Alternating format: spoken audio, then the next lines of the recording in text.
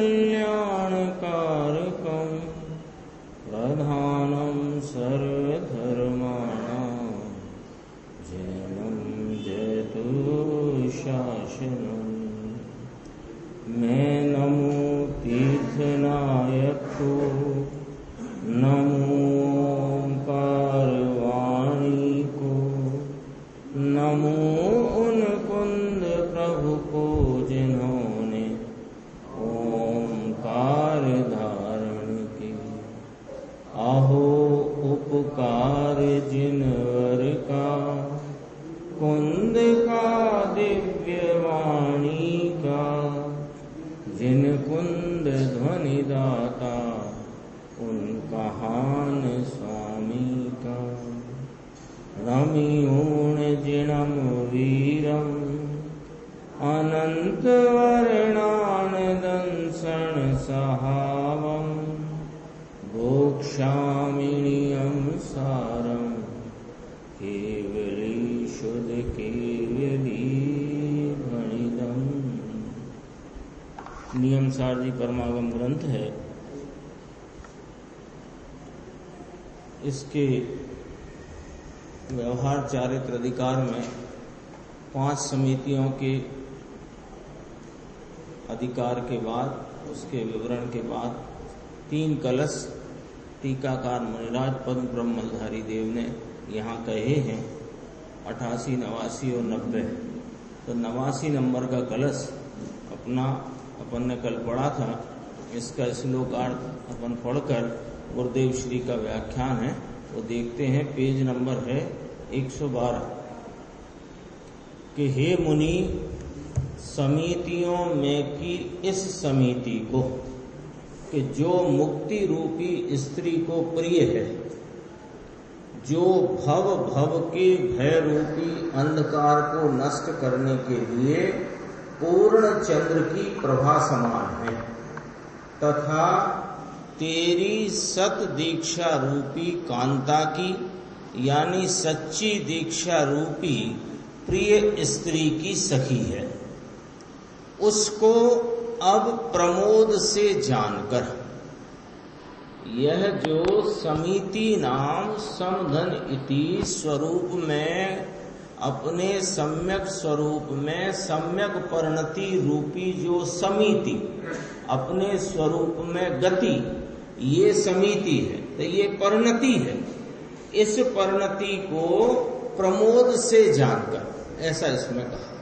मुनिराज से कहते हैं हे मुनि, टीकाकार मुनिराज मुनियों को संबोधन करते हैं कि हे मुनि, ये जो समिति है यानी स्वरूप में रमणता रूप जो समिति है, ये समिति मुक्ति, क्या इसमें शब्द था देखो, भव के भयरूपी अंधकार को नष्ट करने के लिए पूर्ण चंद्र की प्रभा समान है और सच्ची दीक्षा रूपी यानी शुद्ध उपयोग रूपी एकाग्रता वाली आत्म साधना की सखी है। उसको, उस परिणति को, उस समिति को प्रमोद से जानकर जिन मत कथित तप से सिद्ध होते, जिन मत कथित तप चैतन्य स्वरूप अपने निज परमात्म तत्व के प्रतिपन्न नाम उसमें एकाग्रता लीनता से जो सिद्ध होती है, क्या सिद्ध होता है कि ध्रुव फल की प्राप्ति होती है, यानी सिद्ध दशा की प्राप्ति होती है। इसमें गुरुदेव का व्याख्यान है, नीचे ही देखो। हे मुनि, समितियों में की इस समिति को जो मुक्ति रूपी स्त्री को प्रिय है, ल्यो ठीक, अंतर का शुद्ध निर्मल परिणमन, इसका नाम समिति। समिति आया ना, तो समिति माने क्या कि अंतर का शुद्ध निर्मल परिणमन, वो समिति ये मुक्त अर्थात आनंद रूप की पूर्ण दशा, इसको ये प्रिय है, अर्थात कि इस दशा से इसको मुक्ति होगी। जीव को मुक्ति कैसे होगी कि समिति से होगी। ऐसा मुनि को मुनिराज संबोधित करके मुनियों को संबोधित करते हैं ना, तो कहते हैं कि समिति के द्वारा तुम्हें पूर्ण दशा रूप मुक्ति की प्राप्ति होगी। हे मुनि, समितियों में की इस समिति को जो मुक्ति रूपी स्त्री को प्रिय है, जो भव के भय रूपी अंधकार को नष्ट करने के लिए पूर्ण चंद्र की प्रभा समान है। पूर्णमासी में जैसी चांदनी खिलती है ना, उपमा दी, ऐसी यह उजियाला शीतल चंद्र प्रकाश के समान है। चंद्र प्रभा कहा ना। सम इति, आत्मा में एकाग्र होकर के आनंद की परिणति होना, इसका नाम समिति है। बोलो, 5 महाव्रत, 5 समिति, 3 गुप्ती, ये सब वर्णन आता है ना, तो उसमें समिति किसे कहा? तो अभी अपन ने पहली लाइन पढ़ी कि अंतर का शुद्ध निर्मल परिणमन, ये समिति। फिर यहाँ कहा आत्मा में एकाग्र होकर आनंद की परिणति होना, इसका नाम समिति। कल 2 प्रकार आए थे ना कि आत्मा में एकाग्र होना कहो या धर्म स्वभाव में एकाग्र होना कहो, दोनों सब एक ही है। क्योंकि एकाग्रता धर्म स्वभाव में कहो कि आत्मा में कहो, यानी एकाग्रता का विषय तीनों काल एक ही है। और मोक्ष मार्ग की प्राप्ति के लिए भी यही विषय है, मोक्ष मार्ग में प्रवर्तन के लिए भी यही विषय है, और पूर्णता के द्वारा फल की प्राप्ति करना हो तो यही विषय। और ये विषय में एकाग्रता रूप रमणता परिणति करना, इसका नाम समधन इति समिति है। 2 भाषा आ गई, क्या आत्मा में एकाग्र होना या धर्म स्वभाव में एकाग्र होना, ये ही वास्तविक समिति है। नीचे थोड़ा ये छोड़ दिया अपन, भव्य वाली बात हो गई है, तो नीचे देखना, तेरी सत दीक्षा ले, देखो सत दीक्षा, ये दीक्षा के संबंध में अपने को जानना चाहिए। दीक्षा क्या है, मुनि दीक्षा क्या होती है। अपने को ऐसा लगता है, कहते नहीं है फला दिन फला तारीख को वहां दीक्षा हो रही है, तो दीक्षा हो रही है, क्या होती है दीक्षा?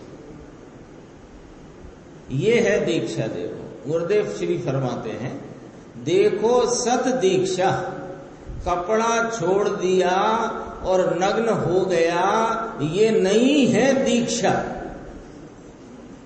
इसे नहीं कहते दीक्षा। सत दीक्षा माने आत्मा के आनंद स्वरूप की परिणति जिसने प्रकट करी है, ऐसी सच्ची दीक्षा। ले आई वही बात। क्या बात आई? कल भी अपन ने चर्चा की थी, चरणान योग सूचक चूलिका प्रवचन सार जी के संदर्भ से वही बात यहाँ लिखी है ना।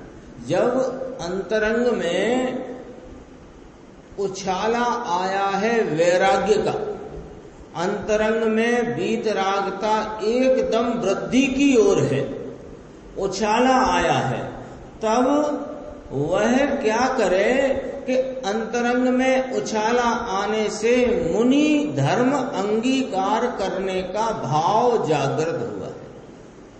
और वह जाकर, अपन ने कहा ना, वो सब चर्चा हो गई है, जब आचार्य को निवेदन करते हैं और आचार्य दीक्षा देते हैं, तो क्या करते हैं? उस दीक्षा में क्या देते हैं? क्या देते हैं? मुट्ठी में से कुछ देते हैं, क्या देते हैं? कोई मंत्र देते हैं, क्या देते हैं? एक मंत्र देते हैं कि अपने स्वरूप की रमणता ही मुनिपना है, तो अपने आत्मा के आनंद स्वरूप की परिणति तीन कषाय की अभाव रूप प्रचुर स्वय संवेदन की दशा जिसने प्रकट करी है, ये है सच्ची दीक्षा। इसको दीक्षा कहते हैं। ये तो कपड़े बदले और हो गई दीक्षा। ये तो भाई सत स्वरूप भगवान आत्मा अतीन्द्रिय ज्ञान और आनंद के स्वरूप से सत है, उसकी वीतरागी परिणति प्रकट होना। देखो देखो अंशी, आई ना आत्मा की बात, आई कि जिस आत्मा का स्वरूप ध्रुव रूप एक रूप अविनाशी ज्ञायक स्वरूप है, उस ज्ञायक स्वरूप परमात्मा में उपयोग की एकाग्रता द्वारा वीतरागी परिणति का प्रकट होना, इसको यहाँ सत दीक्षा कहने में आता है। ये सत दीक्षा रूपी कांता की, कांता यानी सच्ची दीक्षा रूपी प्रिय स्त्री की, मुनि को तो वीतराग परिणति वह प्रिय है। मुनि को क्या प्रिय है ये यहां कहते हैं। देखो मुनि है ना, तो मुनिपना अंगीकार किया है। मुनि धर्म जिसे कहते हैं, मुनित्व कहते हैं। जो मुनि धर्म जिसने अंगीकार किया है उसे क्या प्रिय है कि उसको तो यह अपने त्रिकाल ज्ञायक भगवान आत्मा की एकाग्रता रूपी जो परिणति है यही प्रिय है। प्रिय है माने इसमें ही वर्तन करना चाहते हैं, इसमें ही रहना चाहते हैं। बात परिणति से चल रही है, तो रहना कहाँ चाहते हैं? अपने त्रिकाली ज्ञायक शाश्वत टंकोत्कीर्ण भाव में रहना चाहते हैं। तो विषय नहीं वो परिणति बन गई, विषय तो वही रहा टंकोत्कीर्ण। एक जो अपना ज्ञायक भाव है वह विषय है और उसमें रहना चाहते हैं, यही प्रिय है। व्यवहार के विकल्प आदि 28 मूल गुण इनको प्रिय नहीं है।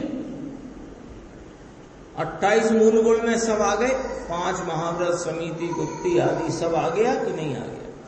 तो उनको ये प्रिय नहीं है कि नहीं प्रिय नहीं है, ये तो कमजोरी से परिणति में आ खड़े होते हैं। सो हे बुद्धि से इनको जानते हैं।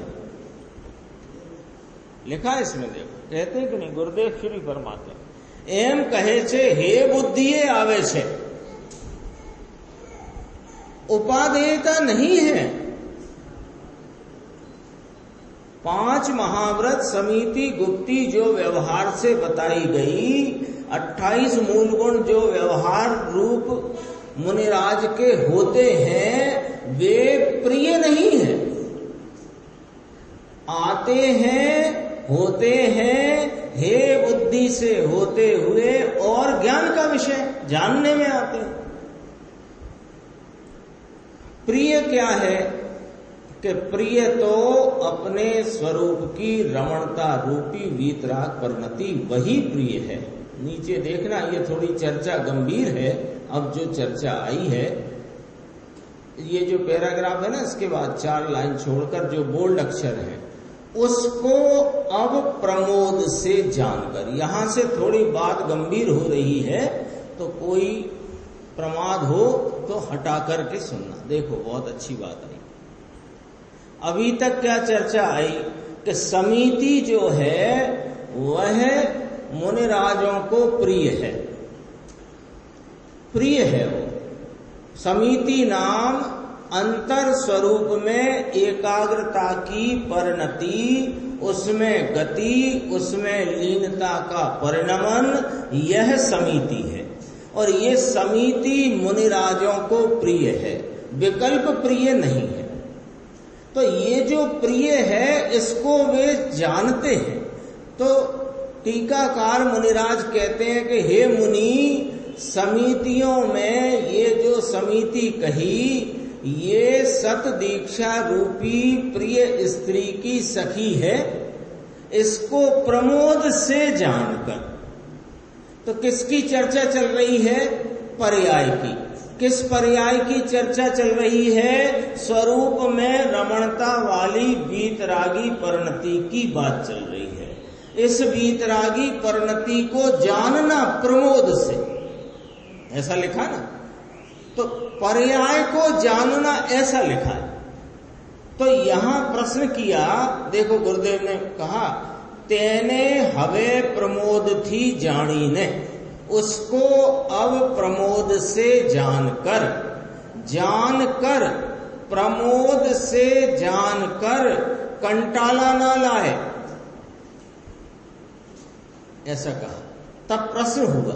यहां जो प्रश्नोत्तर है थोड़े द्रव गुण पर्याय की व्यवस्था के संदर्भ में समझने जैसे हैं, और एकदम जो हवाई जहाज हो जाते हैं ना अपन लोग, उसको जरा थामने के लिए चर्चा है, समझना। देखो, मुमुक्षु ने कहा पर्याय को प्रमोद से जानना,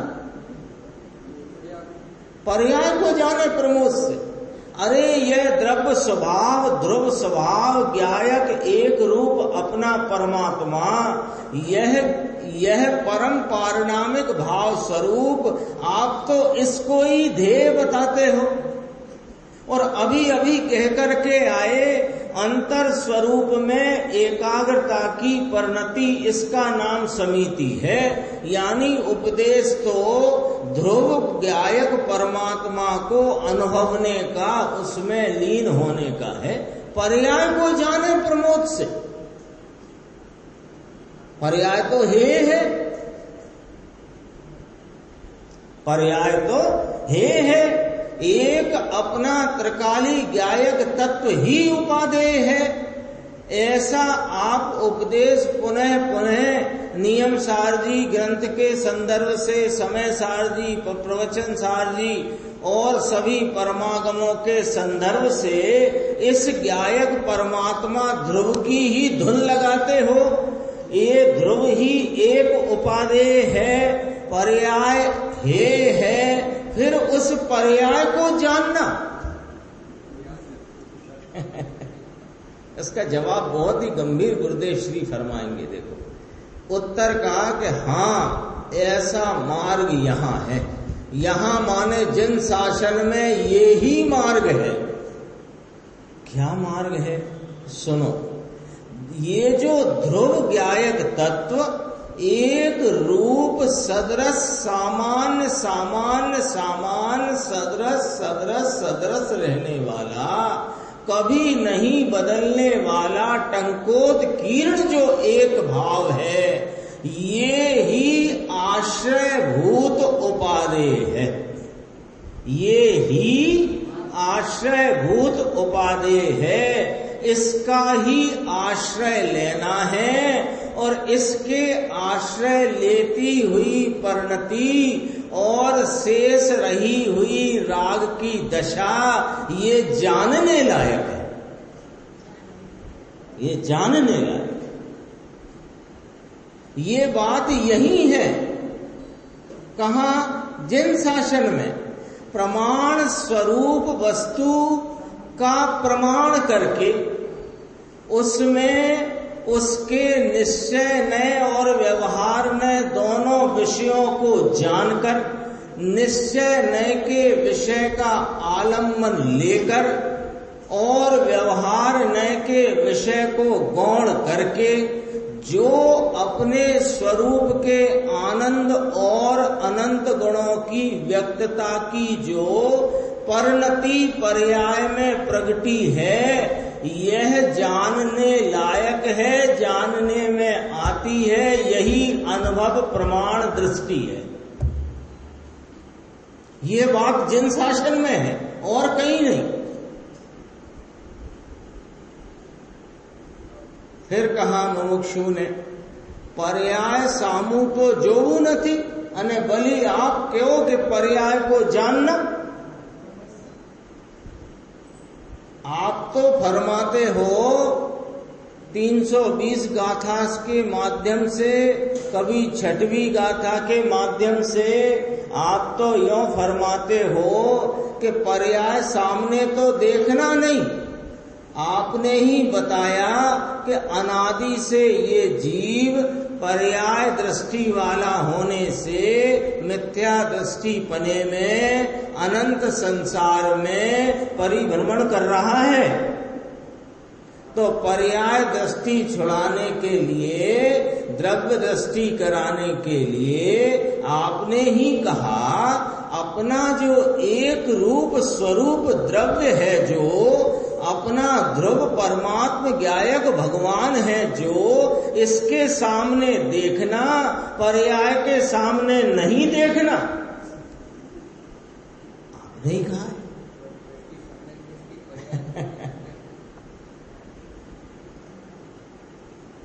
पर्याय सामू तो जोबू नहीं, पर्याय के सामने तो देखना नहीं, ऐसा आपका उपदेश निर्देश आदेश है। ऐसा है आपका। देखो तो देखो उत्तर में कहते हैं देखना नहीं लेकिन आता है कि नहीं। देखना नहीं लेकिन आता है कि नहीं। क्या कहते हैं ये, अंदर सब बात चलती हुए ना, पर्याय वह उत्पन्न करने की अपेक्षा से उपादेय है। गंभीर है एकदम बात। देखना देखना नहीं है, ये बात सच्ची है, लेकिन आता है कि नहीं, यानी ये परिणाम अपने स्वरूप को देखता हुआ, ये परिणाम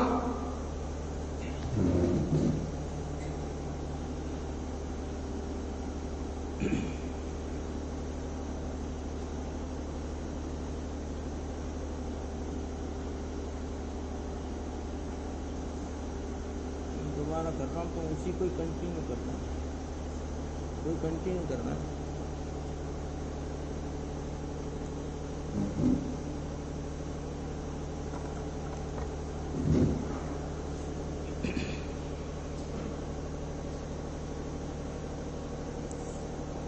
आता है कि नहीं, क्या कहते हैं ये, अंदर सब बात चलती हुए पर्याय वह उत्पन्न करने की अपेक्षा से उपादेय है। अंदर सब बात चलती हुए का तात्पर्य है कि जब वस्तु के स्वरूप को बताया जाए तो वस्तु का स्वरूप क्या है, उसमें द्रव्य पर्याय का क्या स्वरूप है, द्रव्य का स्वरूप क्या, पर्याय का स्वरूप क्या, और उसमें कौन आलम्बन भूत है।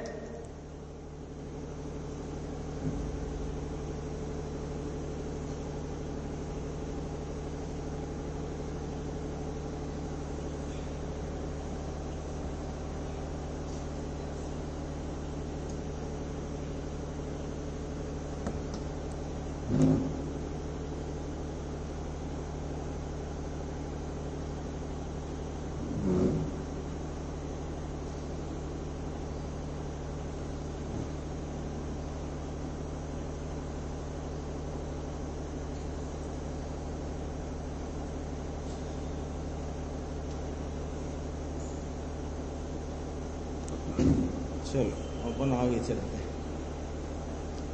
तो उसमें अंदर सब बातें आती हैं, कौन आलम्बन भूत है, कौन आलम्बन भूत नहीं है, ये सारी बात आती है। क्या उपादेय है, क्या हेय है, ये सब बात आती है। तो पर्याय है वह उत्पन्न करने की अपेक्षा से उपादेय है। कौन सी पर्याय, कि स्वरूप का आलम्बन लेकर उपजती हुई जो निर्मल पर्याय है, जिसे 7 तत्वों की भाषा में संवद निर्जरा की पर्याय कहते हैं, वह उत्पन्न करने की अपेक्षा से उपादेय है। वीतराग भाव, आदरणीय की अपेक्षा से द्रव्य उपादेय है, ऐसी बात है। चालू हुआ नहीं।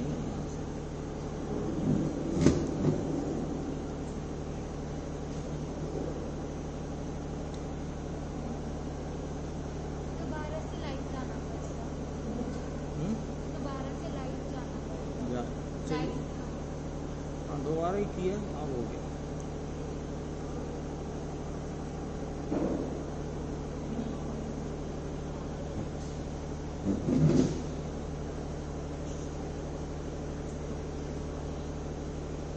एक मिनट।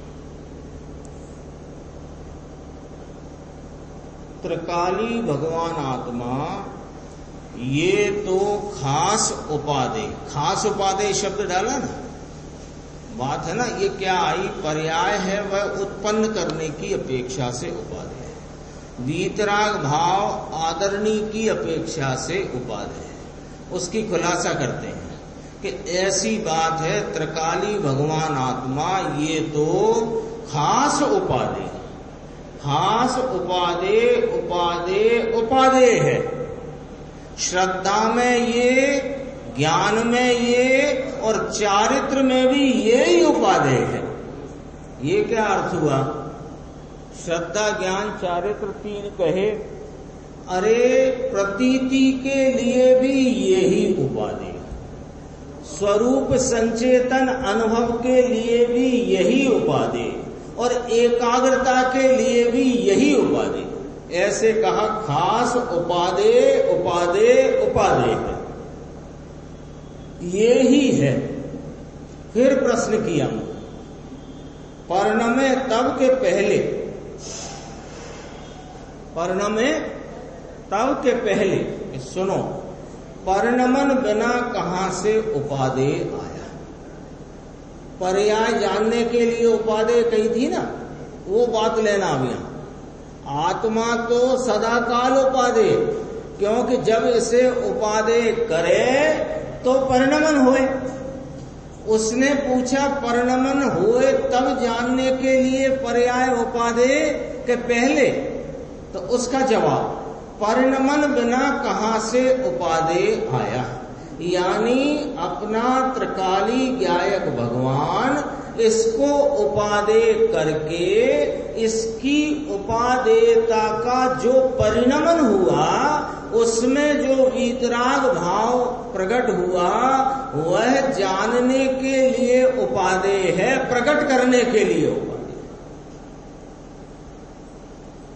इसका आश्रय किया, स्वरूप का आश्रय किया, अर्थात उपादेय हुआ, तब इसको श्रद्धा ज्ञान चारित्र का परिणमन हुआ। वो पर्याय जिसके बारे में पूछ रहा था, मुमुक्षु ने पूछा पर्याय सामे जो हूं, पर्याय के सामने देखने का कह रहे हो आप कि पर्याय कौन सी? कि पर्याय वीतराग भाव उत्पन्न करने के लिए उपादेय है, लेकिन अपने स्वरूप को उपादेय करे तो ये पर्याय प्रकट होए, तो ये प्रकट करने योग्य उपादेयता तो तब हुई ना, और तब वो जानने के लायक हुई, जानने का विषय बनेगी। आगे और देखो, आगे और देखो। लेकिन परिणमन की बात किस लिए करते हो आप? वो तो पर्याय है, आप ये परिणमन की बात क्यों कर रहे हो? ये तो पर्याय है, पर्याय तो है। एक समय की पर्याय तो आप कहते हो है, राग निमित्त से नहीं, राग से नहीं, एक समय की पर्याय से नहीं। अरे निमित्त की दृष्टि छोड़ो, राग की दृष्टि छोड़ो, एक समय की पर्याय की दृष्टि छोड़ो, ऐसा आप प्रतिदिन कहते हो। और अब परिणमन की बात करते ही क्यों हो? ये तो पर्याय है। ये सब जितना भी यहां रह गया होगा ना, सफाई हो जाए, ऐसा विषय प्रश्न उत्तर के माध्यम से आ गया है। देखो अब गुरुदेव ने यहां से बात क्या कही, पर्याय आती नहीं है क्या भैया? यह जो ज्ञायक परमात्मा एक रूप सामान्य ध्रुव स्वरूप अविनाशी त्रिकाली परम पारणामिक भाव स्वरूप टंकोत्कीर्ण एक रूप स्वरूप जो वस्तु है, इसका आश्रय करती हुई पर्याय है कि नहीं है? तो पर्याय आती नहीं है क्या? और आती है तो क्या जानने लायक नहीं है क्या? पर्याय होती नहीं है क्या? अरे कार्य तो सब पर्याय में होता है। क्यों कि जो दृष्टि का विषय आश्रय भूत आलंबन भूत निज परम तत्व ज्ञायक प्रभु जो है, ये तो कार्य रूप कभी परिणमित ही नहीं होता। इसमें तो कुछ होता ही नहीं, ये तो यों का यों ही रहा है, ऐसे का ऐसा ही रहा है।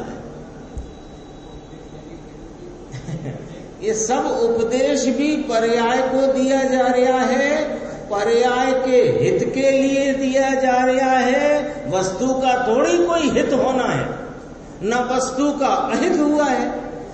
अभी जो हम सबकी पर्याय में चार गति के परिभ्रमण रूपी अहित वर्त रहा है, वो पर्याय में वर्त रहा है, और अहित मिट करके हित होता है, वो भी पर्याय में होता है। और अभी तक राग का और आकुलता का दुख का वेदन है, वो पर्याय में है, और आकुलता का वेदन मिटकर आनंद का वेदन होता है, वो पर्याय में होता है। ऐसे पर्याय से एलर्जी वाली भी कोई कोई की मानसिकता होती है, उसके लिए यहां सारा ये विवरण आ गया है। देखो, कार्य तो सब पर्याय में होता है। प्रश्नवाचक रखकर गुरुदेव पूछते हैं, कार्य क्या द्रव्य गुण में होता है? अरे निर्मल वीतरागी पर्याय, इसकी बात है यहां पर। द्रव्य के ज्ञान के साथ पर्याय ऐसी होती है, ऐसा ज्ञान होए उसको प्रमाण ज्ञान कहते हैं।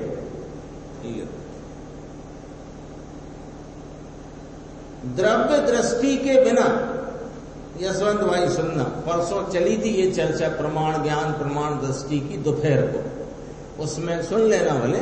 ये अभी यहां भी बात आई, प्रमाण ज्ञान किसे कहना, कि वो प्रमाण स्वरूप जो ज्ञान है वो प्रमेय रूप वस्तु का है। ज्ञान को प्रमाण कहते हैं, और जिसका ज्ञान होता है उसे प्रमेय कहते हैं। तो प्रमेय में दो पना है, एक ध्रुवपना, एक पर्यायपना। प्रमेय में वो ध्रुवपने को जो दृष्टि में लेकर के पर्याय परिणमित हुए, वह प्रमाण दृष्टि पूर्वक हुआ सम्यक ज्ञान, वही प्रमाण ज्ञान है, और कोई सब ज्ञान मिथ्या ज्ञान है। तो मिथ्या ज्ञान में जैसे मिथ्या ज्ञान में नए नहीं होते, नया भास होता है, ऐसे मिथ्या ज्ञान में प्रमाण नहीं होता, प्रमाणाभास होता है। कुछ नहीं होता, अज्ञान अज्ञान अज्ञान अज्ञान का अंधेरा होता है बस।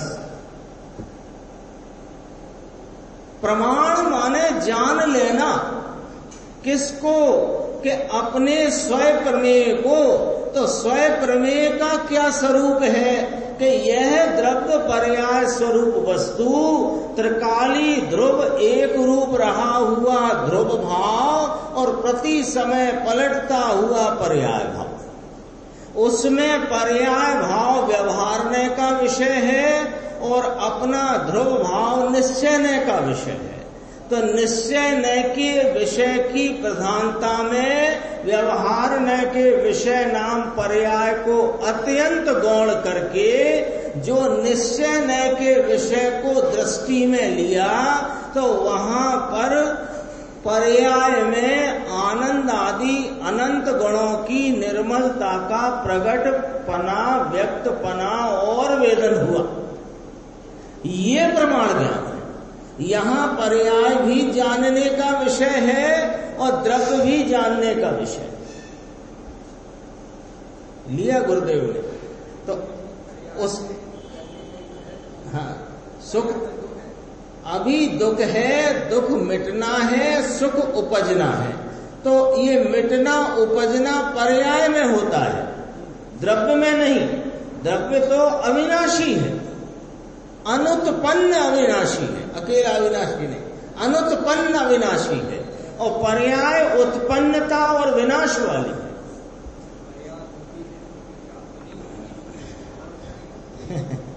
अभी देखो गुरुदेव ने बहुत गजब का इसमें फिर उत्तर आएगा।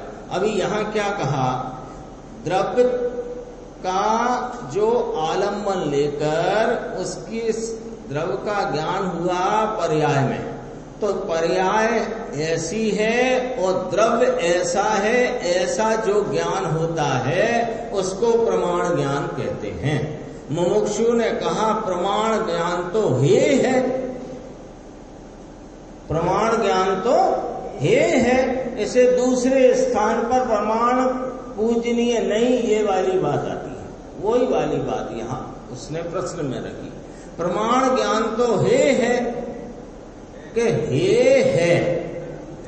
है, लेकिन है इसको हे है कि नहीं है इसको हे है।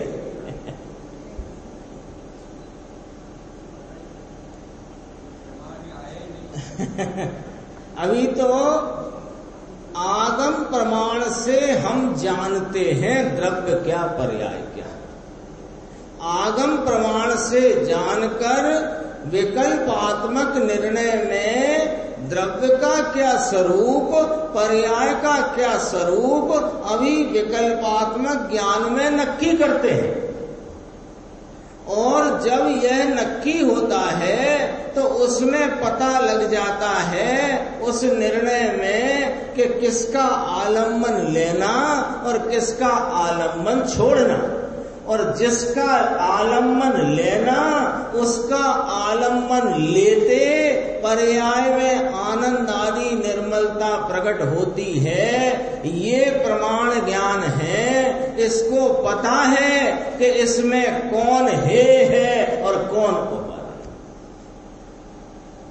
है, इसको है कि नहीं है, इसको ये है।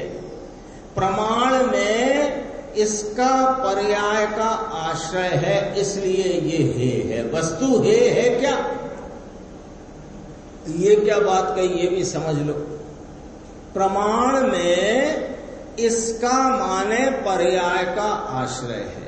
पर्याय का आश्रय है प्रमाण में कि सुनो प्रमाण ज्ञान में जो विषय है उसमें निश्चय व्यवहार दोनों के विषय है।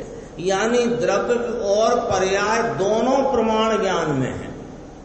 प्रमाण ज्ञान है ना, तो द्रव्य पर्याय दोनों को जानता है। और दोनों को जानता है तो वह पर्याय का निषेध नहीं करता। दोनों को जान रहा है ना एक साथ, तो दोनों को जान रहा है तो पर्याय का निषेध नहीं करता। और पर्याय का निषेध नहीं करता इसलिए उसे हे कहा। कोई वस्तु को हे कहा है ऐसा नहीं है। वस्तु तो त्रिकाल है। प्रमाण ज्ञान में प्रमाण नहीं आता। प्रमाण ज्ञान में प्रमाण नहीं आता क्या, ऐसा प्रश्नवाचक। प्रमाण ज्ञान में प्रमाण आवतु नहीं, क्या नहीं आता। यानी प्रमाण ज्ञान में अपना आलम्बन भूत त्रिकाली महासत प्रभु वह भी जानने में आता है और उसके आलम्बन से प्रगटी हुई आनंद सुख शांति वीतरागता ज्ञान दर्शन की दशा भी जानने में आती है। तो जानने में आती है कि नहीं आती है? आती है कि नहीं आती? नहीं आए तो आनंद कहाँ हुआ ये कौन जाने?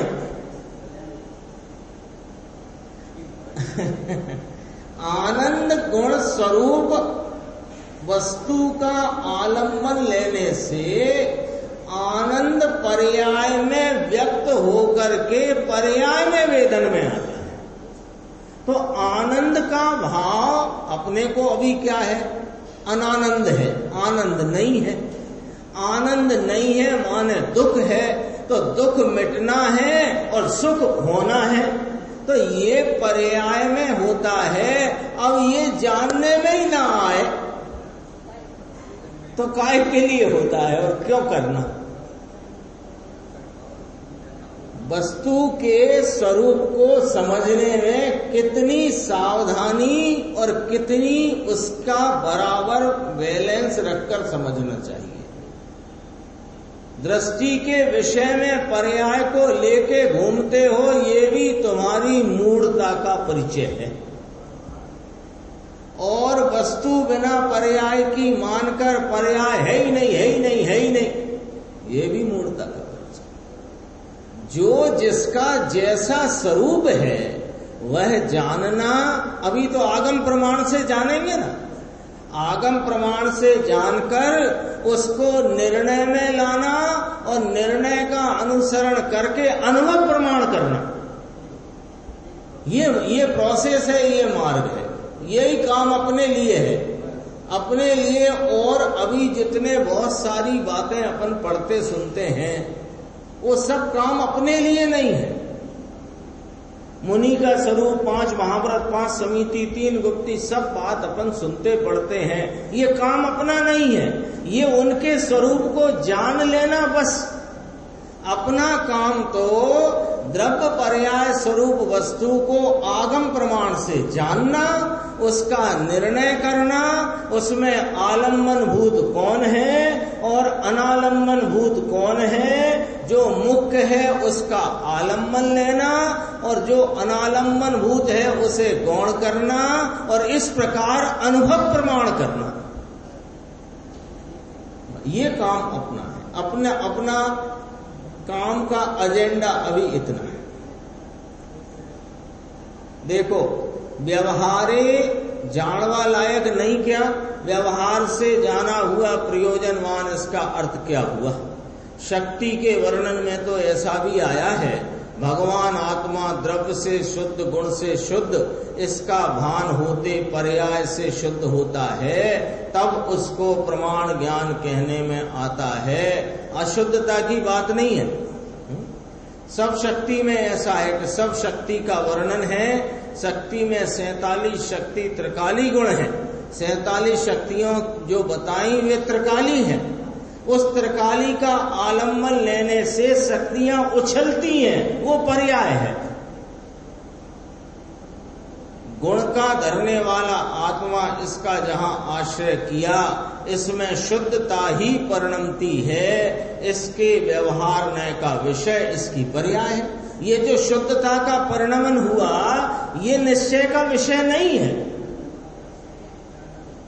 निश्चय न के विषय को आलम्बन लेने से जो शुद्धता की और वीतरागता की पर्याय की प्रकटता व्यक्तता हुई, ये व्यवहारने का विषय है, ये निश्चय का विषय नहीं है, ये व्यवहारने का विषय है। इसमें शुद्ध, इसको व्यवहारने का विषय इसकी पर्याय है। देखो लिखा है, शुद्ध दशा ये व्यवहारने का विषय है, सद्भूत व्यवहार में। और राग आदि की बात यहां नहीं है। सत शक्ति है ना, ज्ञानानंद आदि अनंत शक्तियां हैं, इनका धरने वाला एक द्रव्य है। ऐसे द्रव्य का आश्रय लिया, अनंत गुण की शक्ति सत है, ये परिणमती है। शक्ति का परिणमन होता है। ये परिणमन होता है शुद्ध, वह जानने लायक है, जानने में आता है। तो वह जानने में आता है, वो व्यवहारने का विषय है। और जो जाना गया यानी जिसका आलम्बन लिया, वो निश्चयने का विषय है। सर्वगुणांस्ते संकित, श्रीमद ने ऐसा संक्षिप्त वाक्य किया है कि सर्वगुणांश ते संकित। अपनी ये चर्चा 89 कलश की होती है पूरी, और 90 नंबर का कलश अपन आगे की स्वाध्याय में लेंगे।